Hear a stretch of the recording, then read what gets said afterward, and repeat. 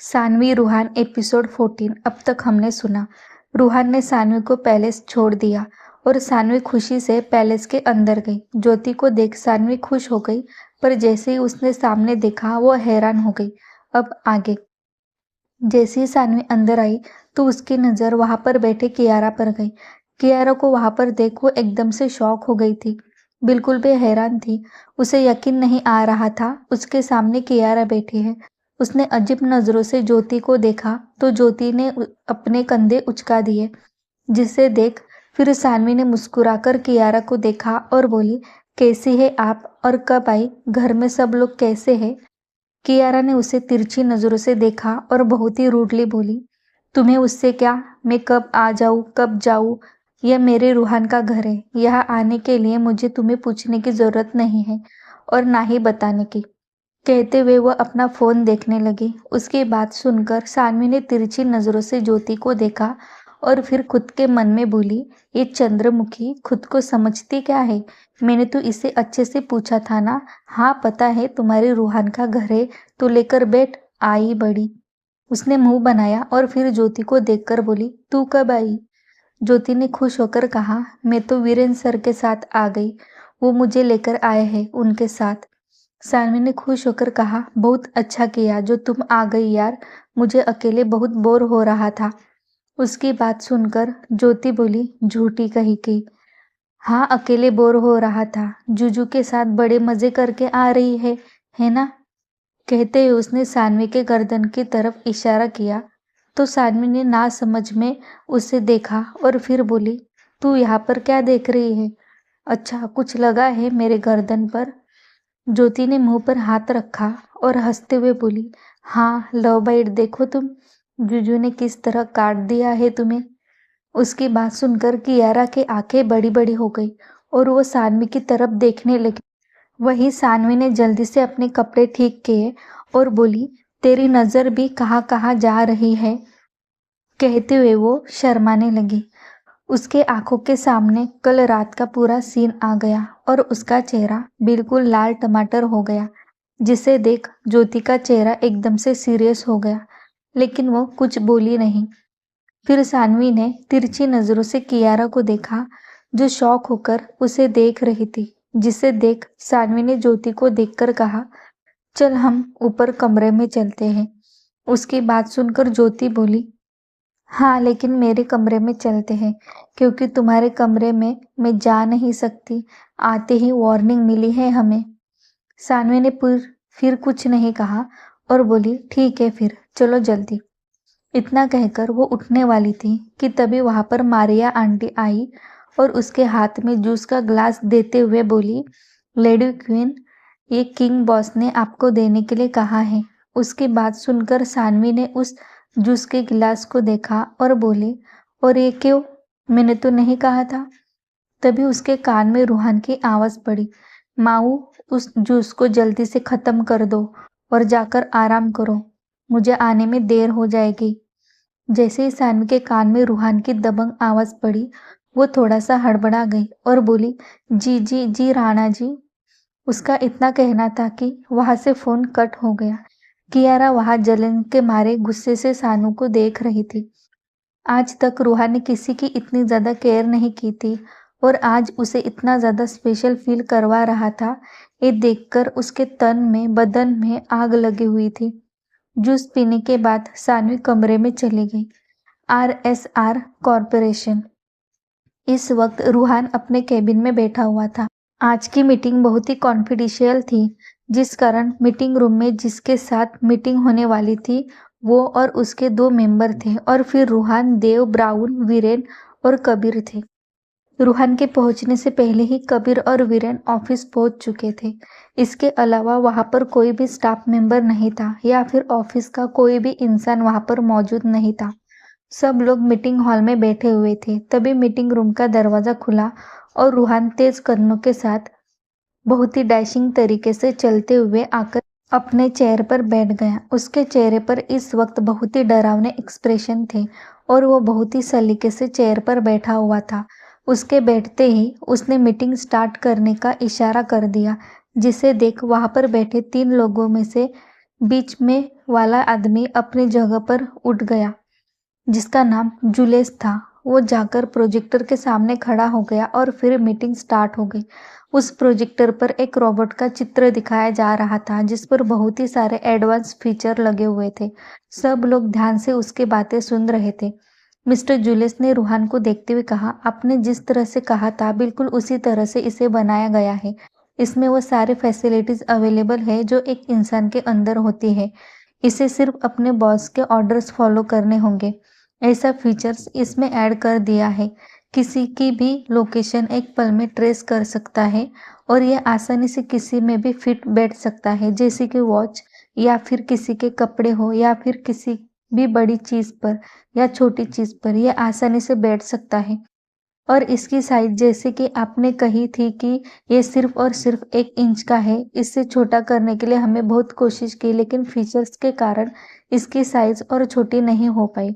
उसके फीचर्स और रोबोट को देखकर सब लोग हैरान थे। वो एक रोबोट के नाम पर एक लवचिक पदार्थ था, जिसे कि चिंगम। सब शौक थे कि रूहान ऐसा भी कुछ सोच सकता है, क्योंकि उस पूरे रोबोट पर काम रूहान ने किया था, जो पिछले कई सालों से इस काम पर लगा हुआ था और फाइनली आज उसका वो प्रोजेक्ट कंप्लीट हुआ था। ये प्रोजेक्ट उसने अपने लैब में अपने सबसे भरोसेमंद आदमी के हाथों सौंप दिया था और आज फाइनली उसका रिजल्ट उसे मिल रहा था।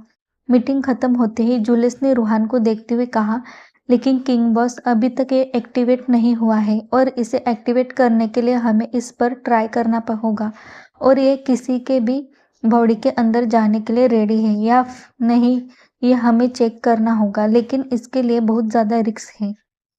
रूहान ने अपनी गहरी नजरों से उसे देखा और फिर टेबल पर डरावने तरीके से उंगलियों से टक टक करते हुए मिस्टीरियस स्माइल लिए बोला, ये मेरा किया हुआ काम है, कभी भी धोखा नहीं देगा और इसका टेस्ट मैं खुद करूंगा।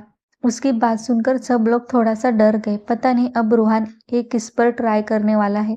सब लोग उसे डर भरी नजरों से देख रहे थे। वीरेन ने बड़ी हिम्मत करके उसे उसका चेहरा पढ़ते हुए पूछा, लेकिन तू इसे ट्राई किस पर करने वाला है? रूहान उसे तिरछी नजरों से देखा और फिर बोला, मेरे माऊ के ऊपर, मिसेस सानवी रूहान सिंह राणा। उसकी बात सुनकर सब लोग हैरान रह गए और रूहान को देखने लगे। उसने ऐसा क्यों सोचा है, ये तो किसी को समझ नहीं आ रहा था। वीरेन उसका चेहरा पढ़ने की कोशिश कर रहा था, पर इस बार रूहान का चेहरा बहुत ही कठोर और भावहीन था, जिस कारण वीरेन उसका चेहरा पढ़ने में नाकामयाब हो रहा था। मिस्टर जुलिस ने अपनी मीटिंग खत्म की और अपने चेहरे पर बैठ गया। वो बिल्कुल रूहान के सामने वाले चेयर पर बैठा हुआ था और उन दोनों के बीच कम से कम 20 कदम का फासला। रूहान ने बेहद डरावने तरीके से मिस्टर जुलिस को देखा और पूछा, इसके बारे में किसे किसे पता है? मिस्टर जुलिस ने अपने माथे पर आए पसीने को साफ किया और कहा, मुझे और मेरे ये 2 टीम मेंबर्स को। इसके अलावा इस प्रोजेक्ट के बारे में किसी को नहीं पता है। रूहान ने तिरछी नजरों से उसे देखा और फिर बहुत ही डरावने तरीके से अपने गर्दन को टेढ़ा करते हुए कहा, बहुत बुरा लग रहा है मुझे। मैं मेरा इतना नायाब हीरा खोने जा रहा हूँ। जरूरत थी रे मुझे तेरी, लेकिन अब तेरा काम खत्म हो गया। कहते हुए उसने अपने जेब से गन निकाली और सीधा उन तीनों के गर्दन के बीचों बीच गोलियां चला दी। जैसे ही बुलेट उन तीनों के गर्दन में जाकर फंसी, सब लोग शॉक हो गए। कबीर तो सीधा चेयर से नीचे गिर गया। वीरेन शॉक होकर रूहान को देखने लगा। वही ब्राउन भावहीन चेहरे के साथ वहां पर खड़ा था। उसे आदत थी ये सब कुछ देखने की। देव की हालत भी कुछ कम नहीं थी, उसे भी आदत थी वह सब देखने की, लेकिन रूहान का ये क्रूर चेहरा उसे बहुत ज्यादा डराता था। पता नहीं कब कैसे उसका भी टिकट निकल जाए। वीरेन ने शौक से बाहर आते हुए रूहान से कहा, तूने इसे क्यों मारा? रूहान ने अपने गन पर बहुत ही डरावने तरीके से फूंक मारी और खतरनाक लहजे में बोला, रूहान सिंह राणा कभी भी अपने साथ गद्दार लोगों को लेकर नहीं घूमता। इसका काम यही तक था, खत्म हो गया। मेरा काम बनता, भाड़ में जाए जनता। कहते हुए रूहान खतरनाक हंसी हंसते हुए अपनी जगह से उठ गया और बाहर जाने लगा, जिसे देख वीरेन जल्दी से अपनी जगह से उठ गया और उसके पीछे जाते हुए बोला, लेकिन तुम सानवी के ऊपर ये सब कुछ क्यों ट्राई करना चाहते हो? रूहान ने आगे चलते हुए अपनी जेब से सिगरेट निकाली और उसे मुंह में रखते हुए बहुत ही डरावने तरीके से उसका धुआं निकालते हुए बोला, बहुत जल्द तुम्हें पता चल जाएगा। कल दोपहर तक सारा इंतजाम हो जाना चाहिए। कबीर से कहो उसके हॉस्पिटल में ये सब कुछ होगा। और याद रखे, लैब को इस तरह से कन्वर्ट कर दो कि वो पूरा एक सिंपल सा रूम लगे। अगर माओ को थोड़ा भी शक हो गया तो सबसे पहले तुम दोनों जाओगे, वो भी सीधा ऊपर। वीरेन ने गुस्से से उसे एक लुक दिया और कहा, तुम ये अच्छा नहीं कर रहे हो रूहान। रूहान ने आगे बढ़ते हुए अपनी दबंग आवाज में कहा, रूहान सिंह राणा जो भी कुछ करता है बहुत सोच समझ कर करता है। फिर वीरेन ने उसके बात का कोई जवाब देते हुए कहा, लेकिन इससे पहले जब तुम रोबोट बना रहे थे तब तो तुम ट्रायल किसी पर करोगे ये तुमने नहीं सोचा था। फिर अचानक से सानू के ऊपर क्यों? रूहान ने गुस्से से उसकी तरफ देखा और अपने होठों के सामने उंगली रखते हुए बहुत ही डरावने तरीके से बोला, भाभी है तुम्हारी वो, इसलिए उसे भाभी ही कहकर पुकारो। और रही बात उस पर ट्राई करने की, तो वह मैंने आज ही सोच लिया, इसलिए अब उस पर ही ट्राई करेंगे। कहते हुए रूहान ने उससे बारे में सोचने लगा जब उसने इन सब के बारे में सोचा था। जब वो लोग डिनर से पहले टेरेस पर बैठे थे तभी उसे जुलियस का मैसेज आया था कि उनका प्रोजेक्ट कंप्लीट हो चुका है और इस पर वो लगभग 3 से 4 साल पहले ही काम कर रहा था और आज फाइनली उसे उसका प्रोजेक्ट तैयार होकर मिल चुका था। इसलिए वो इंतज़ार नहीं करने वाला था। उसने आज ही मीटिंग रखी थी, लेकिन जुलियस ने उससे कहा था कि इसे ट्राई करने के लिए हमें किसी इंसान की ज़रूरत पड़ेगी, क्योंकि वो रोबोट इंसान के अंदर जाकर कैसे काम करता है ये सब कुछ उन्हें टेस्ट करना पड़ेगा। लेकिन किसके ऊपर करना है, इस बारे में जब मिस्टर जुलियस ने पूछा था तब रूहान ने उसके बात का कोई जवाब नहीं दिया था और उसकी नज़रें अपने सामने बैठे सानवी के ऊपर थी। पता नहीं क्या सोच रहा था। अब तो वह आगे ही पता चलने वाला था कि रूहान के दिमाग में इस वक्त क्या चल रहा है। सोचते हुए रूहान ने अपने सिगरेट को ब्राउन की तरफ फेंक दिया और तेज कदमों के साथ आगे बढ़ते हुए बोला, कल दोपहर तक सारी मीटिंग कैंसिल कर दो और जो तुम्हें लिस्ट दी थी सब कुछ सामान आ गया? ब्राउन ने उसके पीछे पीछे लगभग भागते हुए कहा, जी किंग बॉस, सब कुछ हो गया है, गार्ड्स भी अरेंज कर दिए हैं। रूहान ने फिर उसे कोई जवाब नहीं दिया और वो गाड़ी में बैठकर सीधा अपने पैलेस पहुंच गया। जब वो पैलेस पहुंचा तो रात के लगभग 1 बज रहे थे। अंदर जाकर देखा तो हॉल की लाइट जल रही थी और हॉल में कियारा बैठी टीवी देख रही थी। उसे वहां पर देख रूहान की आंखें एकदम से छोटी हो गई। उसने गुस्से से अपने माथे पर अंगूठे से सहलाया और जोर से देव को आवाज लगाते हुए बोला, देव, देव, ये लड़की यहाँ पर क्या कर रही है? कोई लड़की मेरे घर में आकर रह रही है और मुझे खबर तक नहीं मिल रही है। उसकी डरावनी आवाज सुनकर देव अंदर तक हिल गया और घबराते हुए बोला, किंग बॉस, हमने बताने की पूरी कोशिश की थी, लेकिन आपसे कहा था अगर कोई जरूरी अपडेट्स ना हो तो। कहते हुए देव चुप हो गया। उसकी हालत देख वीरेन ने जल्दी से बात को संभालते हुए कहा, वो मेरे साथ आई है। रूहान ने गुस्से से उसे देखा और कहा, तुम्हें अच्छे से पता है मुझे ये लड़की मेरे आंखों के सामने बिल्कुल भी बर्दाश्त नहीं होती। फिर तुम इसे मेरे घर कैसे लेकर आ सकते हो? वीरेन ने अपने माथे को सहलाया और फिर गहरी सांस लेते हुए बोला, देख रूहान, तू मुझे डरा नहीं सकता। रूहान गुस्से से उसकी तरफ घूमते हुए बोला, तुम सबको मैं एक दिन सच में मार डालूंगा। कहते हुए वो तेज कदमों के साथ अपने कमरे की तरफ जाने लगा। कियारा ने जब उसे देखा तो जल्दी से अपनी जगह से खड़ी होकर खुश होते हुए बोली, अरे रूहान, तुम आ गए, मैं तुम्हारा कब से इंतजार कर रही थी। रूहान ने फुल इग्नोर किया और तेजी से सीढ़ियां चढ़ते हुए अपने कमरे की तरफ जाने लगा। उसे इस बात का तो होश ही नहीं रहा कि उसके घर में कमरे में जाने के लिए उसने लिफ्ट लगाई है। लेकिन कियारा का गुस्सा और माऊ से मिलने की बेचैनी में वो तेजी से सीधे सीढ़ियां चढ़ते हुए कमरे की तरफ। उसके चेहरे पर बेचैनी और बेताबी साफ नजर आ रही थी। उस बेताबी के साथ उसने कमरे में एंटर किया तो देखा पूरे कमरे की लाइट्स ऑफ थी, जिसे देख उसने लाइट्स को ऑन कर दिया और अपनी नजर चारों तरफ घुमाने लगा। तो कमरे पर से एक भी चीज यहाँ से वहां नहीं हिली थी और ना ही बेड पर कोई सिलवटें पड़ी हुई थी, जिसे देखकर रूहान के चेहरे पर 12 बज गए और उसने अपने हाथों की मुठ्ठियां बनाते हुए कहा, अब ये कहाँ चली गई? कहते हुए रूहान रूम से बाहर आया तो उसकी नजर मारिया आंटी पर चली गई, जो उसी का इंतजार करते हुए वहां पर खड़ी थी। मारिया आंटी ने जैसे ही रूहान को देखा, उसके कुछ पूछने से पहले ही उसने कहा, वो ज्योति मैडम के कमरे में है। कहते हुए उसने सेकंड फ्लोर की तरफ इशारा किया, एक कमरे की तरफ इशारा किया, जिसे देख रूहान गुस्से से उस कमरे को देखा और तेज कदमों के साथ उस तरफ चला गया।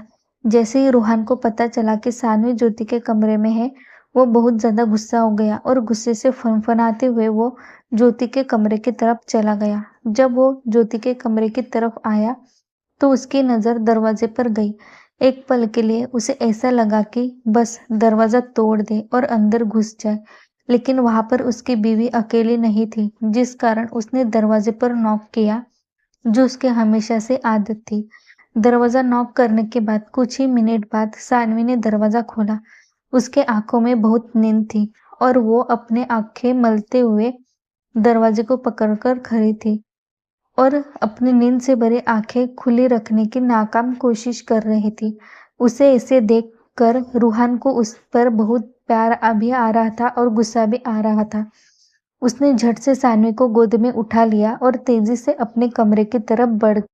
सानवी को जब महसूस हुआ कि उसे किसी ने उठाया है, वो जोर जोर से अपने हाथ पैर हिलाते हुए बोली, कौन है? छोड़ो मुझे, कौन है? छोड़ो यार, नींद आ रही है। रूहान ने उसकी हरकत देखी और अपनी गहरी दबंग आवाज में बोला, चुप, बिल्कुल चुप। अपने मुंह से एक थोड़ी सी भी आवाज मत निकालना माऊ। जैसे ही रूहान की आवाज सानवी के कान में पड़ी, सानवी के कान खड़े हो गए और उसने अपनी अधखुली आंखों को कस कर बंद कर दिया। उसकी हरकत देख रूहान को उसे खा जाने का मन कर रहा था। वो तेजी से अपने कमरे की तरफ बढ़ रहा था। नीचे खड़े सब लोग हैरानी से उसे देख रहे थे। कियारा तो जलन के मारे मरी जा रही थी। वीरेन जो वहीं पर खड़ा था, उसने रूहान को और सानवी को देखते हुए जोर से सीटी बजाई और चिल्लाते हुए बोला, वाह वाह, क्या सीन है, मजा ही आ गया। कहते हुए उसने टेढ़ी नजरों से कियारा को देखा तो कियारा गुस्से से उसे देख रही थी, जिसे देख वीरेन ने अपनी बत्तीसी दिखाते हुए कहा, अरे सॉरी सॉरी क्यू बेबी, मैंने तो तुम्हें देखा ही नहीं। वो क्या है ना, अब इन आंखों को ऐसे आदत नहीं है ना, तो ऐसा सीन देखने के बाद रहा नहीं जाता। कहते हुए उसने कबीर को देखा तो कबीर मुंह दबाकर हंसने लगा। उन दोनों को अपने ऊपर हंसता देखकर कियारा ने जोर से अपना पैर पटका और गुस्से से उसे देखते हुए बोली, तुम दोनों को मैं छोड़ूंगी नहीं। तुम्हें क्या लगा ये कल की लड़की मेरे रूहान पर नजर गड़ाएगी? इसे तो मैं उससे छीन कर ही रहूंगी, बस तुम देखते जाओ। वीरेन ने उसे अजीब नजरों से देखा और कहा, सपने भी अपने औकात में रहकर देखना चाहिए, वरना वो बहुत ही जल्द टूट जाते हैं। जस्ट लाइक छन से जो टूटे कोई सपना, जग सुना सुना लागे, जग सुना सुना लागे, प्यार है न जब अपना। गाते वीरेन कबीर के साथ अपने कमरे में चला गया। ब्राउन और देन ने भी वहां से जल्द ही कल्टी मार ली। मारिया आंटी भी उसे एक नजर देखकर वहां से चली गई। कियारा ने गुस्से से अपने हाथों की मुठ्ठियां बनाई और बोली, रूहान, तुम्हें पाने के लिए मैंने क्या कुछ नहीं किया है। इतने आसानी से तुम्हें मैं मेरे हाथ से जाने नहीं दूंगी, बिल्कुल भी नहीं। कहते हुए वो गेस्ट रूम में चली गई। रूहान का कमरा। रूहान ने सानवी को लाकर बेड पर जोर से पटक दिया और अपने पैंट की जेब में दोनों हाथ डालकर सानवी को घूरने लगा। सानवी ने अपनी अधखुली आंखों से उसे देखा और चुपचाप अपनी आंखें बंद करके लेटी रही, जिसे देख रूहान ने अपनी दबंग आवाज में कहा, आंखें खोलो माऊ and look at me. Saanvi ने अपना सर नामे हिलाया तो रूहान ने फिर से अपनी गहरी आवाज में कहा, अगर तुमने अभी आंखें नहीं खोली तो तुम्हें पनिशमेंट मिलेगी, वो भी तबाही वाली। उसकी बात सुनकर सानवी ने झट से अपनी आंखें खोल दी और बेचारा सा मुंह बनाकर उसे देखते हुए बोली, मुझे नींद आ रही है, क्यों परेशान कर रहे हैं आप प्राणा जी? रूहान ने अपना एक हाथ उसके कमर के पास बेड पर रख दिया और उसके ऊपर थोड़ा सा झुकते हुए गहरी आवाज में बोला, यहाँ मेरी नींद उड़ाकर तुम्हें अच्छे से नींद आ रही है? सानवी ने अपना सर नामे हिलाया और कहा, आहा, मुझे नहीं नींद आ रही है। कहते हुए उठने लगी तो रूहान ने उसके कमर को पकड़ लिया और उसे सीधा बेड पर बैठा दिया और फिर उसे देखते हुए बोला, टेक ऑफ माई क्लोथ्स। उसकी बात सुनकर सानवी शॉक होकर उसे देखने लगी। रूहान उसे एक टफ लुक देते हुए बोला, माऊ, पहले ही बहुत देर हो चुके हैं, क्विकली टेक इट आउट। फिर सानवी ने कुछ नहीं कहा और वही घुटनों के बल बेड पर खड़ी हो गई और उसने जाकर रूहान का कोट निकाल दिया और फिर उसके शर्ट के बटन खोलने लगी। रूहान ने अपने दोनों हाथ उसके कमर पर रखे और उसके शर्ट के अंदर अपने हाथ डालकर उसके कमर को सहलाने लगा। उसके हर एक छुअन से सानवी का रोम रोम खड़ा हो रहा था। उसका चेहरा बुरी तरीके से लाल हो गया था और वो अपने बालों को कान के पीछे करते हुए उसके शर्ट के बटन खोल रही थी। फिर उसने रूहान के शर्ट को इन में से निकाल दिया और जब लास्ट का बटन खोलने की बारी आई तो सानवी ने अपने हाथ रोक दिए और यहाँ वहां देखने। उसकी हरकत देख रूहान ने उसकी ठुड्डी को पकड़ लिया और उसका चेहरा ऊपर करते हुए बोला, मैंने तुम्हें 2 बार पहले ही कह दिया है कि मुझे बहुत ज्यादा देर हो चुकी है और तुम बार बार मुझे एक ही बात दोहराने के लिए मजबूर कर रही हो। अब रूहान की आवाज में इरिटेशन और गुस्सा बढ़ता जा रहा था क्योंकि उसे पहले ही काफी देर हो चुकी थी और अब सानवी शर्माना और उसका टाइम पास देखकर उसे गुस्सा आ रहा था। सानवी ने अपने होठ बाहर निकाले और धीरे से बोली, अब लास्ट वाला आप खुद ही खोलिए ना। सानवी की बात सुनकर रूहान उसके आंखों में देखते हुए बोला, लेकिन क्यों, सब तो तुमने निकाल दिया, फिर लास्ट वाला मैं क्यों निकालूं? रिमूव इट फास्ट, और सब कुछ तुम्हें ही निकालना है, मेरे हाथ बहुत ज्यादा बिजी है। उसकी बात सुनकर सानवी ने बुरा सा मुंह बनाया और कहा, आपके हाथ कहाँ बिजी है? रूहान ने उसकी ठुड्डी को छोड़ दिया और फिर उसके कमर से होते हुए उसके पीठ पर अपने हाथ घुमाने लगा, जिससे सानवी एकदम से अवाक रह गई और एकदम से सीधी हो गई, जिसे देख रूहान के चेहरे पर टेढ़ी मुस्कान आ गई और उसने अपने एक आईब्रो को ऊपर करते हुए कहा, देखा ना मेरे हाथ कितने ज्यादा बिजी हैं। सानवी ने शर्माते हुए कहा, प्लीज राणा जी। तभी रूहान को थोड़ा अजीब लगा। उसने फिर से गुस्से से उसके बात को इग्नोर किया और गुस्से से बोला, माऊ, तुमने ब्रा नहीं निकाली? तुम सोते वक्त इसे पहनती हो? सानवी उसके मुंह से ये सुन ब्लैंक हो गई। उसका दिल धक धक करने लगा, पर उसकी चुप्पी देख रूहान गुस्से से बोला, आज के बाद इसे पहनकर कभी मत सोना। यह कहकर उसने उसके हुक को निकाल दिया और सानवी बस अपनी आंखें हैरानी से बड़ी करते हुए उसे देखने लगी।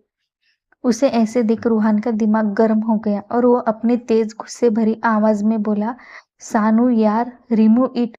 कितनी बार कहा मुझे इरिटेशन हो रही है इन कपड़ों में। उसके ऐसी डांट सुनकर और चिल्लाना सुनकर सानवी बहुत ज्यादा घबरा गई और उसने जल्दी से रूहान के शर्ट के बटन खोल दिए, जिसे खोलते वक्त उसके हाथ नीचे की तरफ टच हो रहे थे, जिससे रूहान की हालत खराब होती जा रही थी। सानवी ने जल्दी से शर्ट को निकाल दिया और फिर रूहान के पैंट के बेल्ट को निकाल दिया और फिर अपनी नजर ऊपर उठाकर उसे देखने लगी तो रूहान की आंखें एकदम नशे से डूबी हुई थी, जिसे देख सानवी एकदम से हड़बड़ा गई और उसने धीरे से उसके पैंट का बटन खोल दिया और फिर 2 उंगलियों से जिप पकड़कर उसे नीचे खींचते हुए गहरी सांस छोड़ते हुए बोली, हुश, हो गया। उसकी बात सुनकर रूहान अपने नशे से बाहर आया और फिर उसे अपने एक हाथ में उठाकर वॉशरूम की तरफ ले जाते हुए बोला, चलो मेरे साथ नहाने। उसकी बात सुनकर सानवी रुआसी होकर बोली, मैं नहा कर सोई थी। रूहान ने उसे इग्नोर किया और अपनी हुस्की वॉइस में बोला, पानी बचत बेबे, पानी बचत, पानी की बचत करनी चाहिए ना, इसीलिए आज से मैं जितनी बार नहा लूंगा तुम मेरे साथ बात लोगी।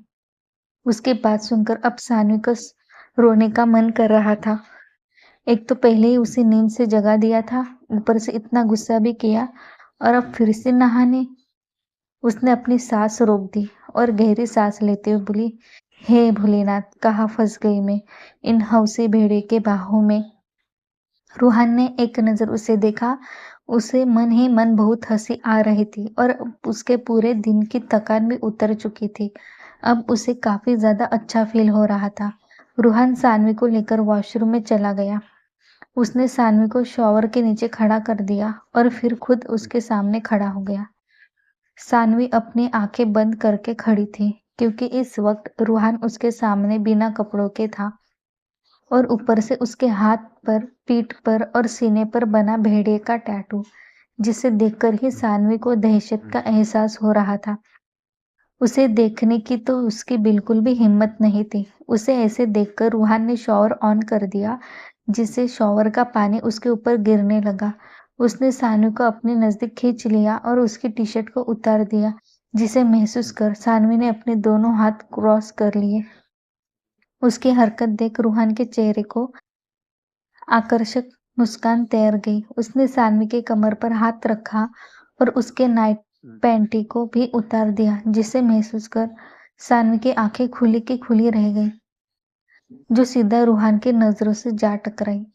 रूहान ने उसके थाई पर अपना हाथ रखा और उसे धीरे धीरे सहलाते हुए ऊपर की तरफ जाने लगा, जिसे महसूस कर सानवी ने अपने शर्म से लाल हुए चेहरे को अपने एक हाथ में छुपा दिया और गहरी सांस लेते हुए कहा, प्लीज राणा जी। कहते हुए वो धीरे धीरे सांस लेने लगी, जिसे देख रूहान ने अपने एक हाथ से उसके चेहरे पर से हाथ को हटा दिया और उसके बालों को पीछे की तरफ करते हुए उसके चेहरे के बिल्कुल नजदीक अपना चेहरा ले जाकर बहुत ही सेडेक्टिव आवाज में बोला, प्लीज वॉट माऊ।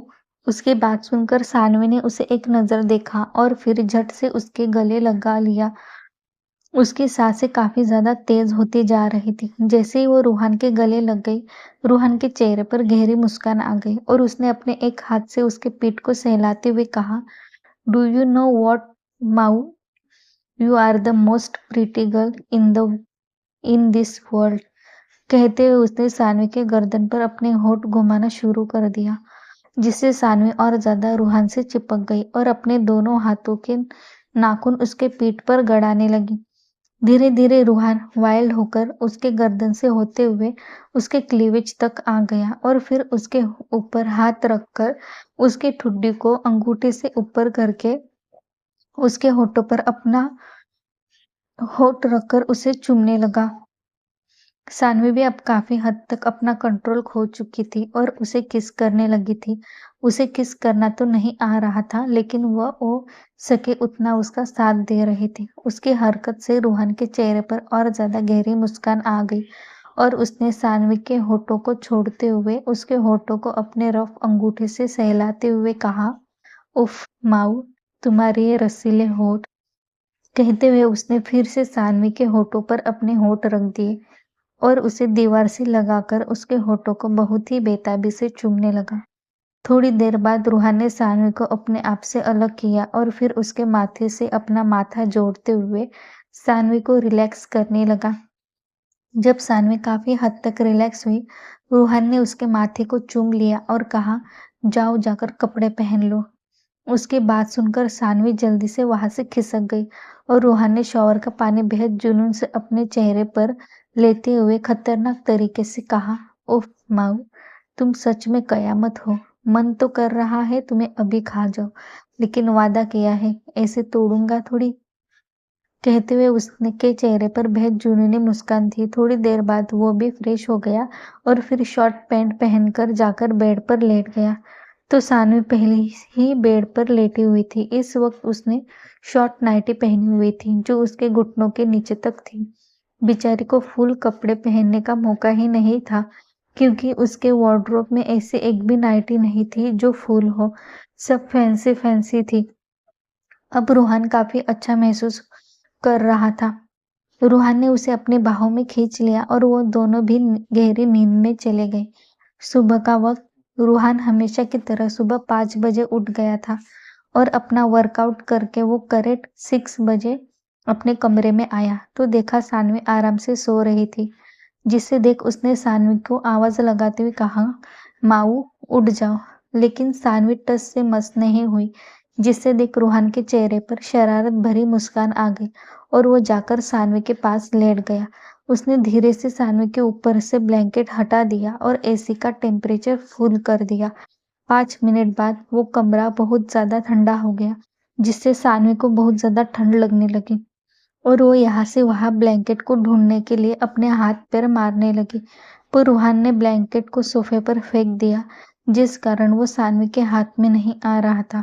तभी सानू के हाथ में रूहान की शर्ट आ गई और वो उसे खींचने लगी, जिससे रूहान थोड़ा सा उसकी तरफ खिसक गया और उसके कान के बेहद नजदीक जाकर उसके कान के बाली को अपने होठों के बीच दबाते हुए गहरी डरावनी आवाज में कहा, माऊ बेबी, भेड़िया आ गया। उसकी आवाज सुनकर सानवी जोर से चीखते हुए बेड पर बैठ गई। मिलते हैं नेक्स्ट एपिसोड में। कहानी कैसी लगी कमेंट्स करके बताना आप लोग। Thank you. Thanks for watching. आगे कहानी को जानने के लिए चैनल को सब्सक्राइब करें। तब तक के लिए बाय।